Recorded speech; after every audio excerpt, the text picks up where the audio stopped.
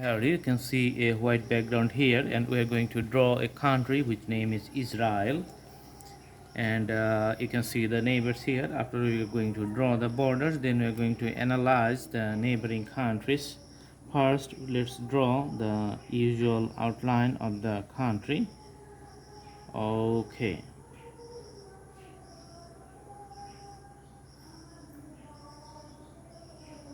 So as you know that Israel is a very known country for its conflict with the Palestine, and uh, it has uh, many prospective things. There are many countries, many companies, and it comes to the news for many reasons. All right, so it has a sharing border with Palestine, and often the conflict arises here, so it comes to the news. All right, so usually it's a Jewish country. So let's put the colors for the Israel here, and from the color you can easily understand the land area of the country which is occupied. But for the borders of Israel, I'm not sure. Sometimes this border may change because of its extension. It's making most of the time just seeing from the news.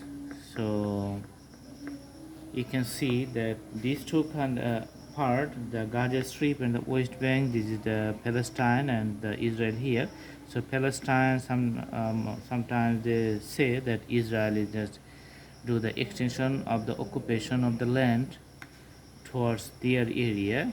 So that's why maybe the map change sometimes. Okay, but usual shape it remains the same. If you want to learn it, you have to do the practice. All right, it has several neighbors. You can see Egypt on the west side, and Jordan on the east side, Syria on the east side, Lebanon on the north, and Gaza Strip here, West Bank here, and Mediterranean Sea on the west side. So it has a sea beach and the water portal on the Mediterranean Sea through the Mediterranean Sea.